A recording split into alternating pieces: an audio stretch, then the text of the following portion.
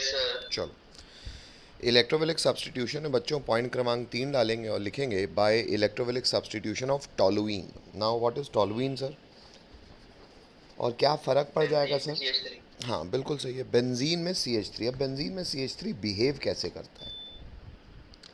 होता क्या है बेटा, बेंजीन में ना देखो, जैसे यहाँ पे रोमन नंबर 1 करके अपन को लिखना भी है।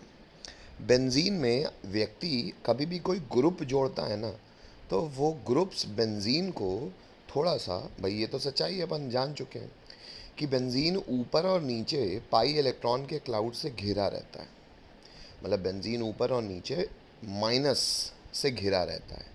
तो कोई चीज़ अगर माइनस से घिरी हुई है तो मतलब माइनस उसमें कॉन्सेंट्रेटेड है, तो वो एक माइनस के केंद्र की तरह काम करेगा। एक माइनस के पास कौन अप्रोच कर सकता है सर? कोई प्लस ही जाएगा। तो हमें पता ही है कि इन जनरल बेंजीन किन लोगों को अपने पास आने देता है? प्लस को। प्लस प्यार किससे करता है? माइनस से, तो कहलाता है इलेक्ट्रोफाइल। तो इलेक्ट्रोफाइल आके सब्सटीट्यूट कैसे होता है वो मैकेनिज्म लास्ट क्लास में देख चुके हैं, और आज अभी क्लास में रिवाइज भी कर चुके हैं। अब सर, बेंजीन में ना, वैसे तो बेंजीन में 6 कार्बन और हर कार्बन पे एक एक हाइड्रोजन होता है। यदि बेंजीन में कार्बन और हाइड्रोजन के अलावा भी, यदि बेंजीन में कार्बन और हाइड्रोजन के अलावा भी कोई ग्रुप लगा दिया जाए, तो वो ग्रुप ना 2 प्रकार के नेचर शो करते हैं। या तो वो ग्रुप होगा बच्चों इलेक्ट्रॉन डोनेटिंग ग्रुप, या तो होगा वो इलेक्ट्रॉन विड्रॉइंग ग्रुप। किसके रिस्पेक्ट में सर?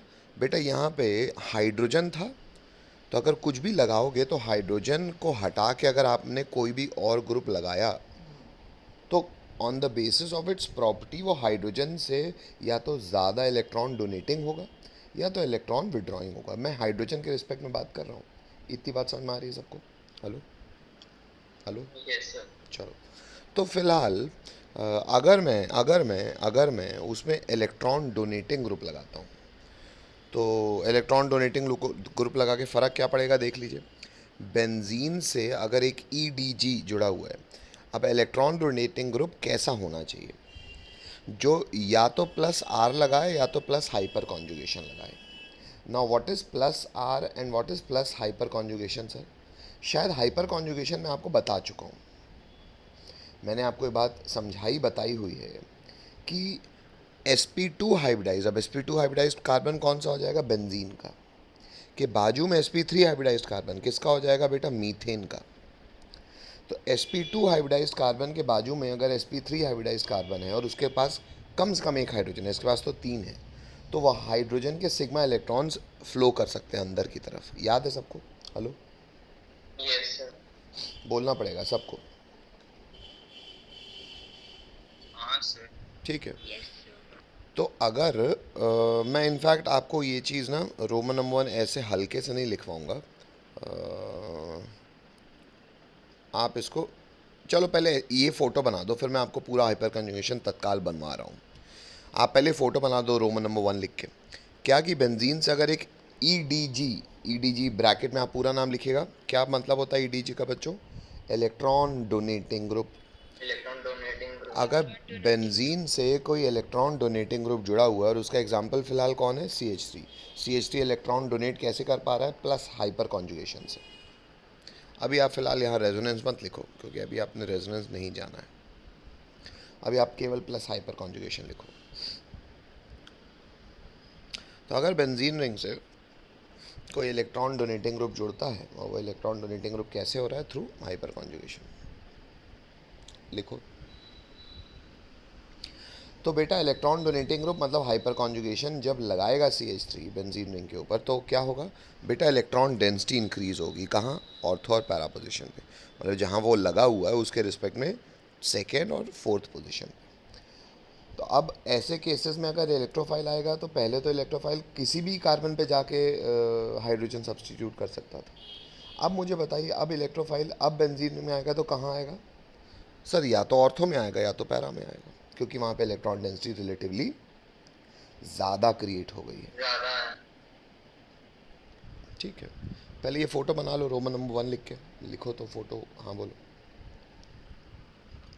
यस सर, हो गया। बेंजीन अगर मैं जोड़ रहा हूँ,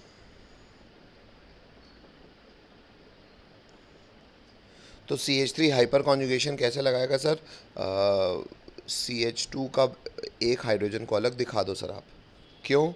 अरे यार यही बॉन्ड तो मैं, यही सिग्मा बॉन्ड तो मैं मूव कर पाऊँगा, मतलब ये सिग्मा बॉन्ड का इलेक्ट्रॉन्स आ जाएंगे इधर और ये इलेक्ट्रॉन पहुंच जाएगा यहाँ। हेलो, क्यों?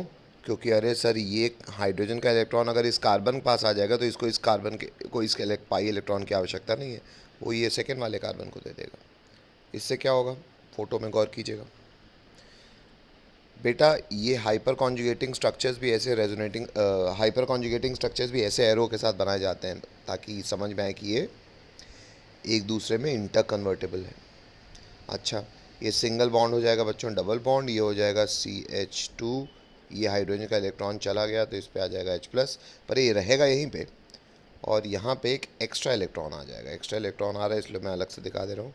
एक तो खुद का था, एक बाजू वाले कार्बन का आ गया, इसलिए इस पर चार्ज क्या आ जाएगा बच्चों? माइनस। बाकी बॉन्ड एज इट इज़। अब उसके बाद के स्ट्रक्चर्स बेटा एक्चुअली रेजोनेटिंग स्ट्रक्चर्स हैं। रेजोनेटिंग स्ट्रक्चर्स में किसका डीलोकलाइजेशन होता है? पाई इलेक्ट्रॉन्स का। देखो करवा रहा हूँ मैं, पाई मतलब नॉन सिग्मा, है ना? तो देखो ये कॉन्जुगेट सिस्टम अगर आपने कभी सुना हो, नहीं सुना तो आज से सुन लो। ये होता है pi sigma bond minus, electron flow करता है from higher concentration towards lower concentration, ये फ्लो करेगा।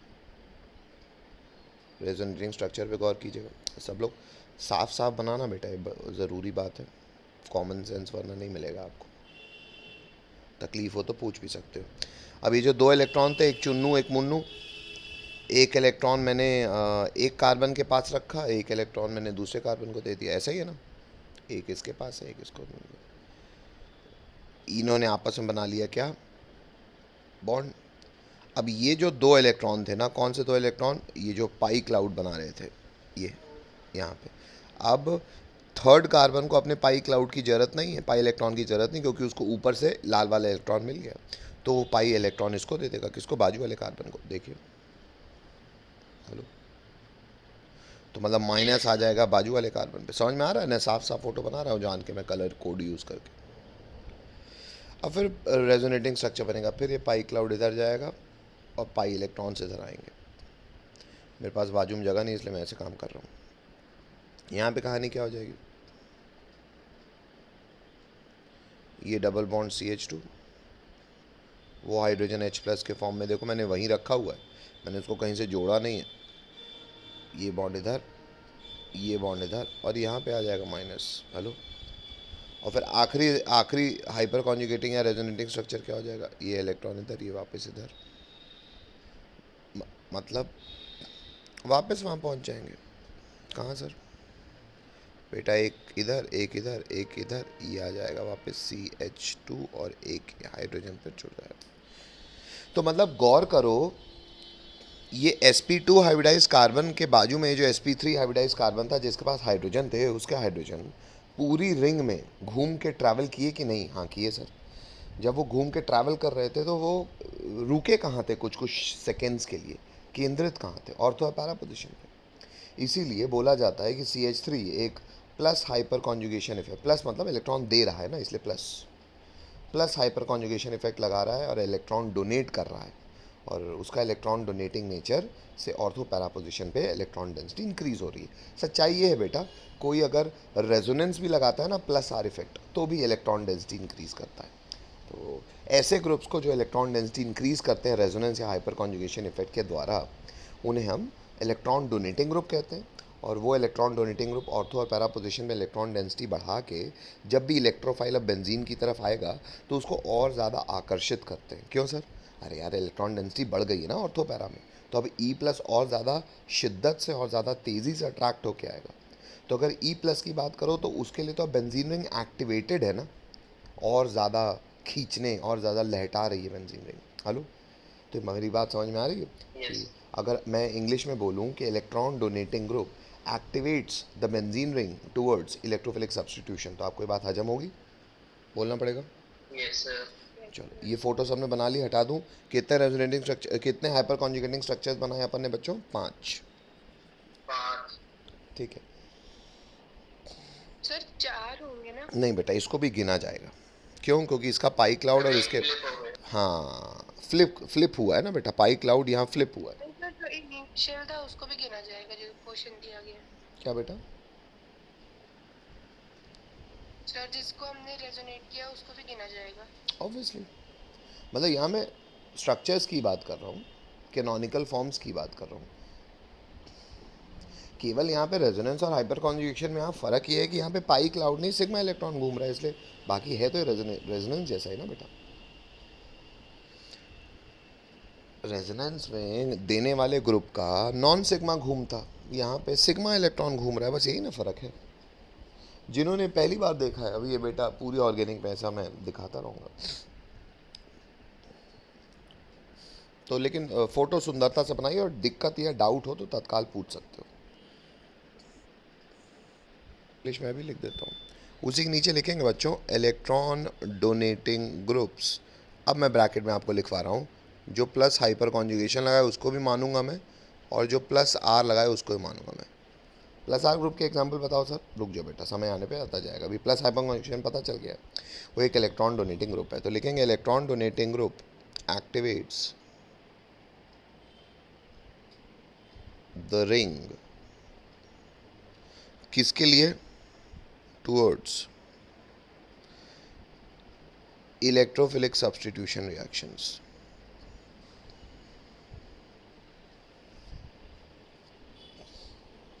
इसका अर्थ क्या है सर? इसका अर्थ ये है बेटा कि इलेक्ट्रोफाइल जो E+ बन के आ रहा था ना, वो और ज़्यादा तेज़ी से अट्रैक्शन महसूस करेगा बेंजीन रिंग से। अट्रैक्शन पहले भी महसूस कर रहा था, क्योंकि बेंजीन रिंग ऐसे ही माइनस का केंद्र होता है, लेकिन वो फिलहाल माइनस का केंद्र और ज़्यादा कॉन्सेंट्रेटेड हो गया ऑर्थो पैरा पोजिशन में, इसलिए ज़्यादा शिद्दत से अट्रैक्ट करेगा। तो पहले अगर इलेक्ट्रोफाइल को आने में 1 सेकेंड लग रहा था, तो 10 सेकेंड लग रहा था, तो अब शायद फ्रैक्शन ऑफ सेकेंड्स में, आधे सेकेंड में लग जाएगा, अटैच हो जाएगा। हटा दूँ, समझ में आता है? ये सी के ये उखाड़ लिया अपन ने, रोमन नंबर 2 लिखेंगे। बेंजीन में CH3, हालांकि वही वाली बात है कि एरोमेटिक कंपाउंड्स में जनरल नेमिंग फेमस है, कायदे से इसका IUPAC होना चाहिए 1 मिथाइल बेंजीन या 1 फिनाइल मीथेन, लेकिन आपको ये टेंशन लेने की ज़रूरत ही नहीं है। क्यों? क्योंकि इसको टॉलुइन से ही हम जानते हैं, और IUPAC भी इस नाम को एक्सेप्ट करता है, हालांकि भले जनरल नेम है। तो इसलिए बेंजीन तक आने पे ना नियम की धज्जियाँ ही उड़ जाती हैं, आदमी जनरल नेम से ही काम करता है। तो टॉलुइन का रिएक्शन कराएंगे अगर Cl2 के साथ in presence of anhydrous Cl3, तो होगा ये बेटा कि अब हमको पता है सर Cl+ तो बनेगा ही, पता है जनरेशन ऑफ इलेक्ट्रोफाइल। अब Cl+ अटैक कहाँ करेगा सर? बेंजीन एकदम नॉर्मल तो है नहीं, तो टॉलुइन बन चुकी बेटा। ऑर्थो में जाएगा या तो पैरा में जाएगा, या तो ऑर्थो में या तो पैरा में, है ना, दोनों में इकट्ठा नहीं, क्योंकि हमने 1:1 का रेशियो लिया है ना। तो या तो ऑर्थो में जाएगा या तो पैरा में जाएगा। अच्छा, अब ऑर्थो में जाएगा तो इसको मैंने कहा माइनर प्रोडक्ट। क्यों? क्योंकि बेटा यहाँ पे ग्रुप्स, इतना शायद आपको, इतना तो 11 से पता ही होगा कि बल्कि ग्रुप साथ में है, मतलब बल्कि मतलब मोटे मोटे लोग अगर आजू बाजू हैं तो थोड़ा भीड़ भाड़ बढ़ेगी तो इंटरनल एनर्जी इंक्रीज करेगी। तो इसलिए लिखना इंग्लिश में more steric hindrance. Hello, the technical word which represents repulsion due to bulky groups is termed as steric hindrance। तो यहाँ लिखना है more steric hindrance, और यहाँ लिखना है मेजर प्रोडक्ट। मैं लिखा नहीं, आप लोग लिख दो। मतलब अगर आपसे बोर्ड का क्वेश्चन पूछता है कि toluene plus Cl2 in presence of ये फॉर्म्स ए, मतलब वो केवल आपसे मेजर प्रोडक्ट जानना चाह रहा है, या लिखता है सिर्फ मेजर प्रोडक्ट बताओ, या लिखता है forms a, what is a. तो ये नहीं कि ए में दोनों का नाम लिखोगे। अगर वो कभी भी सवाल इस रूप में सवाल मेंशन करता है कि केवल ए बन रहा है, हालांकि हमको कॉमन सेंस से पता है सर ऑर्गेनिक में बनता सब कुछ है, लेकिन आदमी जनरली कई बार सवाल पूछने वाला केवल मेजर प्रोडक्ट पूछता है, कई बार वो मेजर प्रोडक्ट ना पूछ के केवल एक सिंगल प्रोडक्ट पूछता है।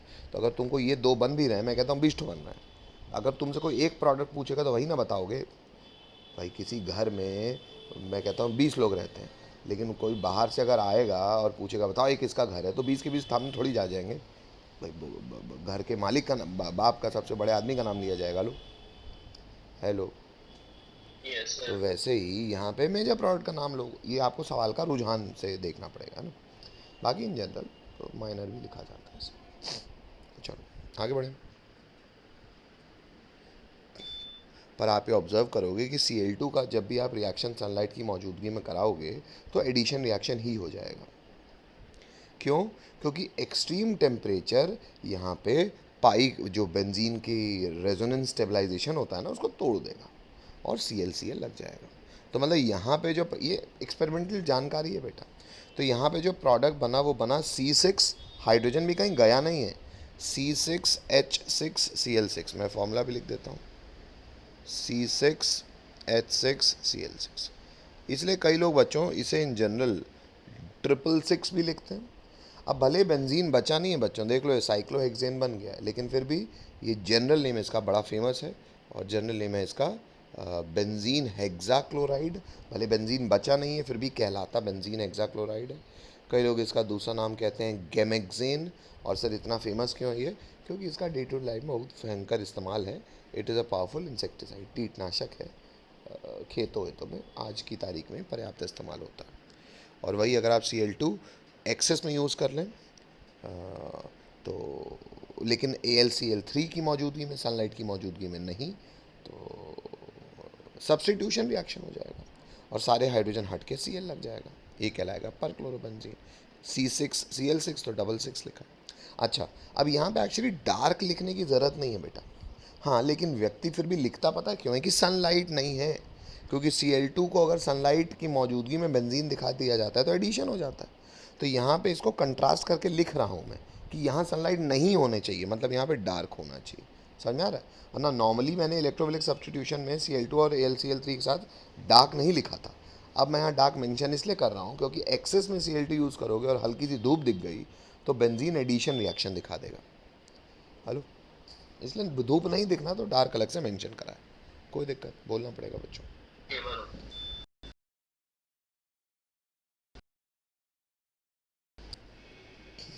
मोनोक्लोरिनेशन के दौरान या अन्यथा कभी भी अगर इंटरमीडिएट कार्बोकैटायन या फ्री रेडिकल बन रहे हैं तो अगर आपके पास ऑप्शंस हैं कि हम कौन सा कार्बोकैटायन या फ्री रेडिकल बनाएं, तो वही कार्बोकैटायन या फ्री रेडिकल बनेगा जो बनने की औकात रखेगा। वही औकात रखता है जो ज़्यादा स्टेबल होता है। जो ज़्यादा स्टेबल होगा वही बनेगा, जो बनेगा वही रिएक्शन करेगा। तो हमेशा ये 3 डिग्री 2 डिग्री 1 डिग्री वाला फंडा याद रखें। Hello, Yes, sir. आगे बढ़ें। Yes, sir. चलो इतनी बात लिख, हाँ फटाफट लिखो, लिखो तो हाँ बोलो।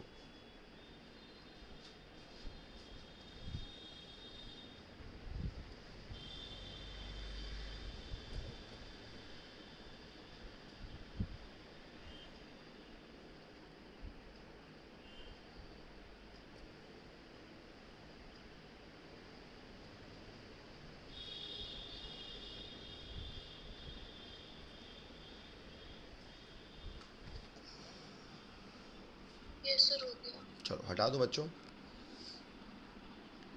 अब इस बात को समझने के लिए नेक्स्ट लाइन से लिखेंगे एग्जाम्पल। एग्जाम्पल है बेटा, यहाँ पे मैं रिएक्शन करा रहा हूँ ब्यूटेन का। दिख रहा है ना, 4 कार्बन की चेन है। ब्यूटेन का रिएक्शन Cl2 करा रहा हूँ सनलाइट की मौजूदगी में और सवाल में कह रहा हूँ A और B बना, A मेजर है B माइनर है। आप मुझे A और B का IUPAC बताओ। कोशिश करना नीचे मत देखना। Okay sir. लिखना है। सबने लिख लिया? सवाल भी कि कोई रोक रहा है? Yes, sir. हाँ सर। आगे बढ़ जाओ। चलो एक IUPAC नाम बताओ भैया। 2-chloro-2. B का बताओ। 1-chloro.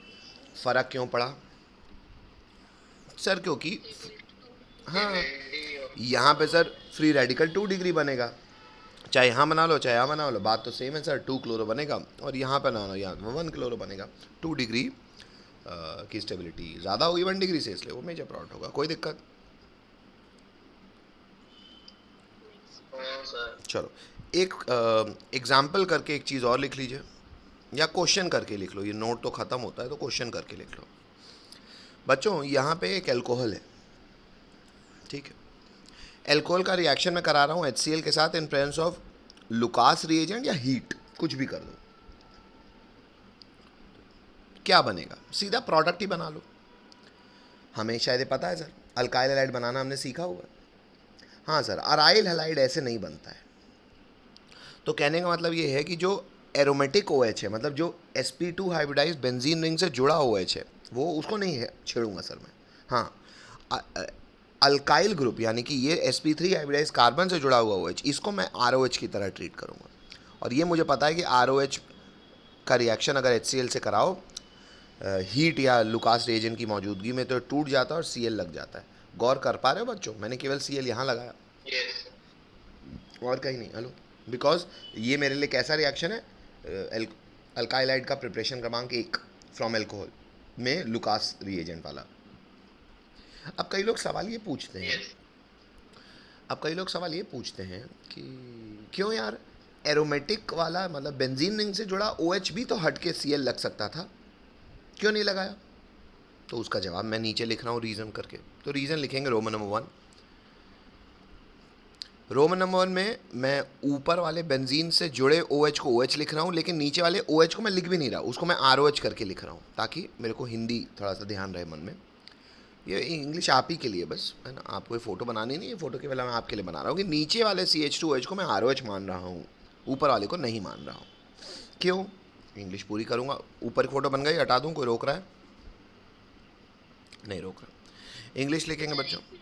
बेटा थोड़ा सा जल्दी बोला करो, मतलब रोकने के लिए जल्दी बोला करो, मुझे दिक्कत नहीं है, मैं रुक के चाय पी लूँगा।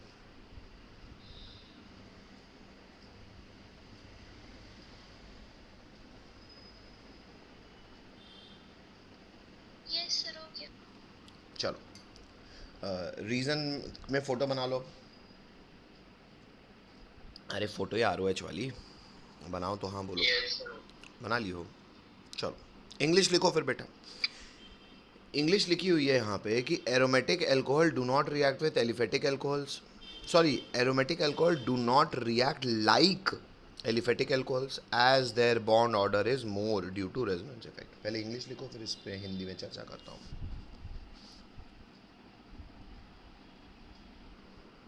हिंदी ये कह रही है बेटा, क्या हुआ OH है ना,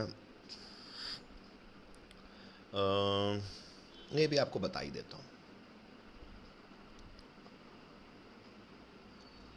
ये भी फोटो बनानी है आपको। ये जो बेंजीन से जुड़ा हुआ OH है ना बेटा, ये भी कायदे से एक इलेक्ट्रॉन डोनेटिंग ग्रुप है, लेकिन ये electron donating group +R effect के कारण है।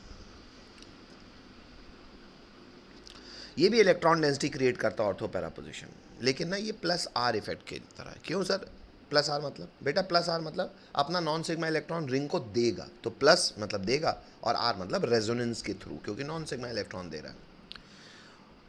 सर कोई भी ग्रुप +R ग्रुप है या नहीं है, कैसे पता चलेगा? बेटा +R ग्रुप की ना बड़ी एक बहुत सुंदर सी विशेषता होती है। बेंजीन रिंग में एक्चुअली पाई सिस्टम होता है ना, तो पाई सिग्मा बॉन्ड कभी भी कोई ऐसा एटम हो जिसमें लोन पेयर मौजूद हो और जो अपने से ज़्यादा इलेक्ट्रोनेगेटिव एटम से जुड़ा हुआ ना हो। यहाँ पे पाई सिस्टम के साथ सिंगल बॉन्ड में एक एटम जुड़ा है ऑक्सीजन, उस पर लोन पेयर है, हाँ, वो अपने से ज़्यादा इलेक्ट्रोनेगेटिव, क्या ऑक्सीजन फर्दर हाइड्रोजन से जुड़ा है, वो ऑक्सीजन से ज़्यादा इलेक्ट्रोनेगेटिव है? नहीं। ऐसी Less than 1. Less than 1. ठीक है बेटा, पूरा कर लूँ, ख़त्म ही हो जाएगा, कोई बात नहीं, फिर से बोल दूंगा। ऐसी स्थिति में कभी भी कोई ग्रुप अगर लगा होगा, तो ऐसी स्थिति में वो हमेशा अपने नॉन सिग्मा इलेक्ट्रॉन्स को अपने पाई सिस्टम की तरफ देगा, तो वो बेंजीन रिंग जैसे लोगों के लिए देने वाला व्यक्ति होगा, तो +R ग्रुप कहलाएगा। यहाँ पे किसी को कोई दिक्कत? बहुत बेसिक सी बात फिर से सुन लीजिए, क्योंकि फ़ोटो मुझे बनानी है, फ़ोटो बनाते बनाते मैं गाना गा रहा हूँ फिर से। बेंजीन रिंग में बेटा कभी भी बेंजीन रिंग में एक्चुअली कॉन्जुगेट सिस्टम होता है। कॉन्जुगेट सिस्टम मतलब पाई सिस्टम। पाई से सिग्मा बॉन्डेड जुड़ा हो अगर कोई भी एक ऐसा एटम जिसके पास लोन पेयर हो और अपने से ज़्यादा इलेक्ट्रोनेगेटिव एटम से न जुड़ा हो, ऐसा सिस्टम हमेशा प्लस आर ग्रुप कहलाएगा। ये एक्चुअली फ़ोटो है प्लस आर ग्रुप की, और ये हमेशा अपना पाई क्लाउड देगा। किसको? रिंग को। इसलिए ऐसा ग्रुप हमेशा प्लस आर ग्रुप कहलाएगा। अभी क्लास खत्म होने के पहले कोई बच्चा पूछ रहा था ऐसा देगा क्यों, तो बेटा देने का रीज़न ये है, कॉमन सेंस है वैसे, पर खैर सुन लो। सर ये जो पाई क्लाउड है ना, ये जो बेंजीन रिंग का पाई कॉन्जुगेट सिस्टम कहलाता है ना, ये conjugate system actually sp2 hybridize system है। sp2 हाइब्रिडाइज सिस्टम बेटा हमेशा इलेक्ट्रॉन की डिमांड करता है। क्यों? इसलिए डिमांड करता है क्योंकि वो उस आए हुए इलेक्ट्रॉन को बड़ी ही आसानी से अपने अंदर डीलोकलाइज कर सकता है। मतलब ऑक्सीजन को भी ये लोन पेयर झेलने में कुछ जगह लग रही होगी ना। एक्चुअली ये स्टेबल, ये पाई क्लाउड स्टेबल क्यों है बेटा? ये नॉर्मल पाई बॉन्ड की तरह रिएक्टिव क्यों नहीं होते? क्योंकि ये इलेक्ट्रॉन को घुमाते रहते हैं। तो इलेक्ट्रॉन का तो काम है उसकी उसको अगर आप भाई कोई भी चीज़ फ्लो इसलिए करती है क्योंकि उसमें इंटरनल एनर्जी इतनी ज़्यादा, हमको पता ही सर इलेक्ट्रॉन को हमेशा फ्लो ही करना होता है, तो हम फ्लो करा रहे हैं ना इंटरनल, अंदर ही अंदर।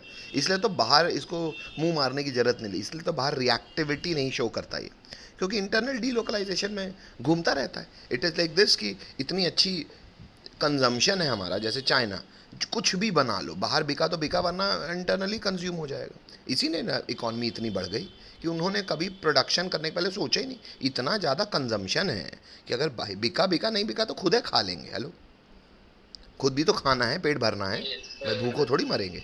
इसलिए तो इकॉनमी इतनी बूम कर गई कि भाई कोई दिक्कत ही नहीं है, बिका तो बिका, नहीं तो खुद खाएंगे। तो अब कहानी ये है कि शायद अपने को समझ में आता है। पहले रेजोनेंस देख लें बेटा तो और कंफर्टेबल फील करोगे। सर यहाँ पे रेजोनेटिंग स्ट्रक्चर कैसे बनाते हैं बेटा? सेम हाइपर कॉन्जुगेशन जैसे, बस यहाँ पे सिग्मा नहीं नॉन सिग्मा इलेक्ट्रॉन डीलोकलाइज करेगा। डीलोकलाइज करने का पैटर्न बिल्कुल सेम है। तत्काल ड्रॉ करना चालू करिए, सुंदरता से ड्रॉ कीजिएगा। लेकिन ये सिंगल बॉन्ड हो जाएगा बच्चों, डबल बॉन्ड ये हो जाएगा OH। ऑक्सीजन ने अपना इलेक्ट्रॉन एक दिया तो उस पर प्लस, और वो इलेक्ट्रॉन कहाँ जाएगा? इस कार्बन के पास, तो ये दोनों कार्बन इलेक्ट्रॉन लेके माइनस। हेलो, बाकी bond as it is. Hello, फिर सर कॉन्जुगेट सिस्टम है। कॉन्जुगेट सिस्टम मतलब जिसमें इलेक्ट्रॉन बह सके, डीलोकलाइज मतलब बहना मतलब नॉन सिग्मा, डीलोकलाइज कर सके, मतलब दोबारा आके जाके आना जाना चलता रहे। अच्छा, कैसे? कॉन्जुगेट सिस्टम क्या है? ये पाई सिग्मा माइनस, फिर बहेगा from higher concentration towards lower concentration. छापो सेम, अब ये प्लस हाइपर कॉन्जुगेशन की तरह है। मतलब आप देखोगे कि प्लस हाइपर कॉन्जुगेशन की तरह प्लस आर ग्रुप भी जो होते हैं ना बेटा, वो इलेक्ट्रॉन डेंसिटी बढ़ाते हैं बेंजीन रिंग में। कहाँ? ऑर्थो और पैरा पोजीशन में। अब आप लोग खुद बनाओ आगे, आपको पता है आप कैसे बनाना है। मैं फ़ोटो आपके लिए मदद कर देता हूँ। ये यहाँ आएगा और ये चला जाएगा इधर, तो यहाँ एक फ़ोटो में इधर माइनस लगाओ। चलो बना ही देता हूँ यार, मैं आधे पहली बार बना रहे होंगे ऐसा मेरे को मानना है। पहली बार बना रहा है ना, कोई बच्चा तो होगा जो पहली बार बना रहा होगा। है कौन? मैं बता दो ना, बताओगे मत बताओ। ये हो गया चौथा स्ट्रक्चर, और पांचवा मैं मार्क कर दे रहा हूँ, वो ना बना पाऊंगा, जगह नहीं मेरे पास। ये इधर आ जाएगा, पता है सबको कैसे होना है। सेम पहले स्ट्रक्चर जैसे बनेगा, बस पाई बॉन्ड फ्लिप होंगे। हेलो, बनाओ तो हाँ बोलो बेटा। आपने इंग्लिश लिखी हुई है, बस यहाँ ऑब्जर्व कर लो बेटा। नॉर्मल ROH बॉन्ड होता है ना, उसमें C बॉन्ड O यानी कि R बॉन्ड O का बॉन्ड ऑर्डर 1 होता है, इसलिए बॉन्ड आसानी से टूट जाता है। हालांकि वो भी आसानी से नहीं टूटता। अगर आपको मैकेनिज्म याद हो बच्चों, तो मैंने वहाँ पे भी आपको लुकास टेस्ट का मैकेनिज्म लिखाया है। वहाँ पे भी ROH के ना ऑक्सीजन को हम लहटाते हैं लुइस एसिड ZnCl2 से, याद है? जिससे पहले ये ऑक्सीजन अपना इलेक्ट्रॉन इस जिंक को देता है, जिंक को देता है तो उससे इस ऑक्सीजन में आ जाता है पॉजिटिव चार्ज, और पॉजिटिव चार्ज आने के कारण चिढ़ जाता है। मैंने समझाया था। और ये चिढ़ाना इसको क्यों ज़रूरी है? क्योंकि वरना C बॉन्ड टूटता नहीं है। क्यों नहीं टूटता?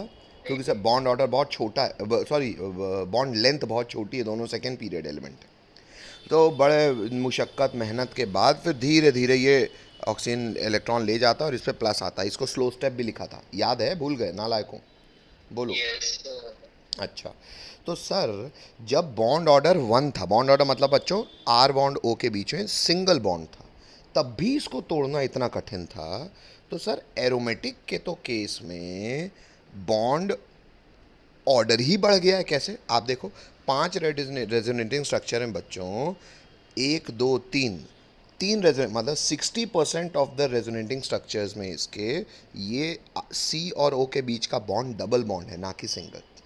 तो इसको इंग्लिश में बोला जाता है कभी सिंगल कभी डबल, तो इसको बोलते हैं पार्शियल डबल बॉन्ड कैरेक्टर। तो वो सिंगल तो नहीं है ना, सिंगल से तो ज़्यादा ही औकात रखा है ना उसने। हेलो। Yes sir. और आपसे मैं ना आपको मैं बॉन्ड ऑर्डर भी निकलवा देता हूँ। सबने ये 5 स्ट्रक्चर्स बना लिए हैं? Yes sir. चलो, अब ये 5 स्ट्रक्चर्स में बच्चों आज से ये भी सीख लो कि बॉन्ड ऑर्डर कैसे निकालते हैं। तो बेटा bond order of C bond O क्या हो जाएगा? ये सी कौन सा है बेटा? sp2 हाइब्रिडाइज्ड बेंजीन का सी और ओ ऑक्सीजन, है ना बेटा। बॉन्ड ऑर्डर निकालने का रेजोनेंस, कभी भी आपको ऐसे स्ट्रक्चर्स दिखे ना, कॉमन सेंस का तरीका होता है एवरेज। एवरेज मतलब पहला स्ट्रक्चर देखो, बॉन्ड ऑर्डर क्या है? सी बॉन्ड ओ का 1, दूसरे स्ट्रक्चर में 2, तीसरे स्ट्रक्चर में 2, चौथे स्ट्रक्चर में 2 और आखिरी स्ट्रक्चर जो मैंने नहीं बनाया पर आपने बनाया होगा 1। हेलो, इसमें कोई दिक्कत किसी को? Yes sir. Upon number of structures, 5 structures हैं। तो बेटा इसको सॉल्व करो, 2 3 2 2 4 2 6 7 8/5 कितना है? सॉल्व करके आंसर एग्जैक्ट बताओ मेरे को। 1.6। 1.6। ये बच्चों एग्जैक्ट बॉन्ड ऑर्डर है। हालांकि इसको हम लोग इंग्लिश में कह देते हैं कि भैया सी बॉन्डों में पार्शियल डबल बॉन्ड कैरेक्टर आ गया है। तो बेटा देख लो, बॉन्ड ऑर्डर बढ़ गया ना, मतलब 2 लोगों के बीच में अब जो रस्सी है वो मजबूत हो गई ना। तो पहले जब सिंगल रस्सी रही तब वो नहीं टूटता रहा, ZnCl2 लागत रहा। अब जब रस्सी मजबूत डबल हो गई हैं तो अब खाक तोड़ पाओगे। मेरी बात समझे? एरोमेटिक OH को क्यों नहीं छूना? Hello yes sir. हेलो, सबको बोलना पड़ेगा, नालायकों बोलो। चलो हटा यस दो। सर। अगर आप यहाँ पे गौर करो तो इतना तो हम समझ गए सर कि एरोमेटिक OH नहीं टूटेगा, बॉन्ड ऑर्डर ज़्यादा होता है। लेकिन सर लुकास रिएजेंट तो होता है ZnCl2 कंसनट्रेटेड और ZnCl2 अनहाइड्रस और HCl कंसनट्रेटेड। आपने यहाँ और करके बिना कैटलिस्ट के केवल हीट लिख दिया है। तो बिना ZnCl2 के ये सी बॉन्डो कैसे टूटेगा सर? सी बॉन्डो टूटने में तो कैटलिस्ट चाहिए, लुइस एसिड। यहाँ कैसे पंचायत कर दी सर? हीट का लिखियो, ZnCl2 को फिक्स करो। आप यहाँ पे हमको मतलब ये ऑप्शन दे रहे हो कि मैं हमको ZnCl2 डालना हो तो हम डाल दें, ठीक है, न डालना हो तो हम गर्म कर दें, ZnCl2 ना डालें तो भी हो जाएगा। ये कैसी पंचायत कर रहे हो? अभी तो सिखाए रहे कि ZnCl2 plus HCl in the ratio 1:1। ये कहाँ क्या है सर? क्यों हटा दी ZnCl2? गलत किए क्या? आपने गौर नहीं किया होगा बात को, पर एक्चुअली ये गौर करने वाली बात थी कि यहाँ पे और करके मैंने हीट लिखा है। मतलब बेटा यहाँ पे कुछ ऐसा स्थिति बन रही है जो स्थिति ZnCl2 की आवश्यकता नहीं है। अब कहानी ये है बेटा, हमने ZnCl2 का इस्तेमाल किया था 3 डिग्री 2 डिग्री और 1 डिग्री के लिए, क्योंकि बेटा 1 डिग्री 2 डिग्री 3 डिग्री जो कार्बोकेटायंस बनते हैं उनको स्टेबलाइज करता है इंडक्टिव इफेक्ट, और इंडक्टिव इफेक्ट स्टेबलाइज करता है, बिल्कुल सही है। 3 डिग्री को सबसे ज़्यादा, फिर 2 डिग्री को, फिर 1 डिग्री।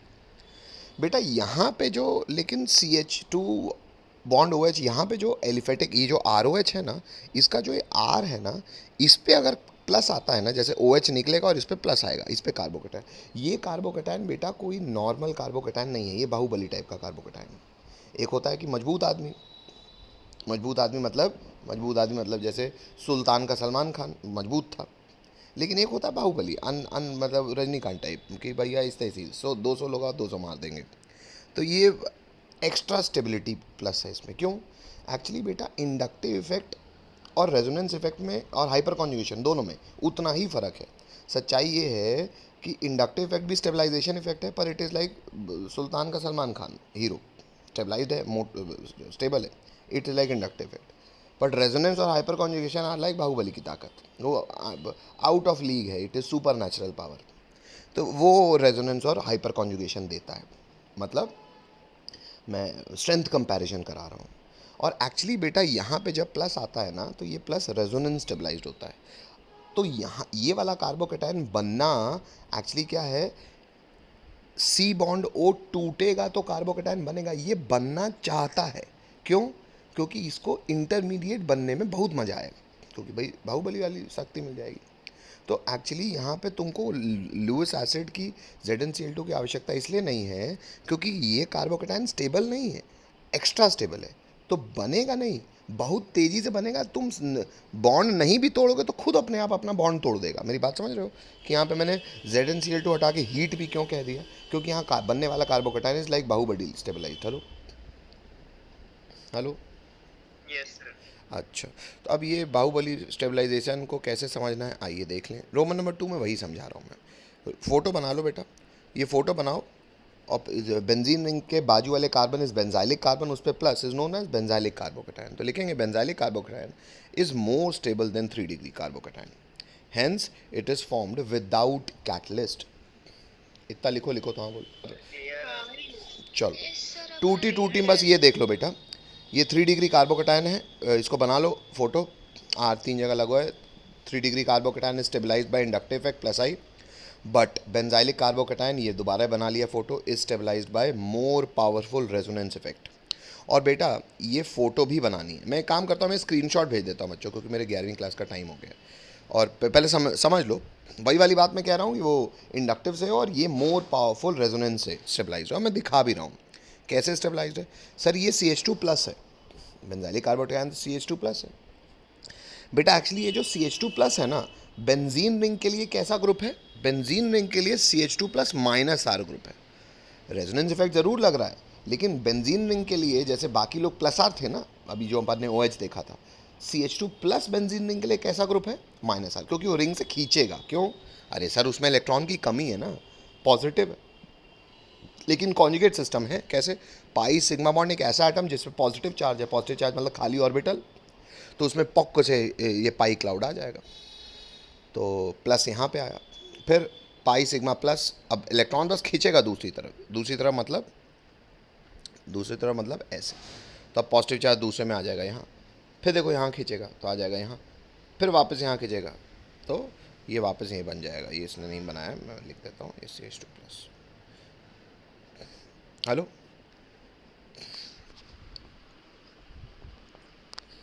Yes, sir. चलो मैंने मेरी फ़ोटो भी खींच ली है कि आपको ये भी दिख जाए, और वो भी फ़ोटो दे दूंगा क्योंकि आप ऊपर की इंग्लिश लिख पाओ। ठीक है, मैं दोनों फ़ोटो खींच लिया। बात समझ में आती है सबको, बोलना पड़ेगा। Yes, sir. चलो जो लिख लिया हो ठीक है, जो नहीं लिख लिया हो मैं ग्रुप में फ़ोटो भेज रहा हूँ बेटा, है ना। ये आपको लिख के रखना है, बाकी चीज़ों के साथ हम कल मिलते हैं, तब तक के लिए बाय बाय।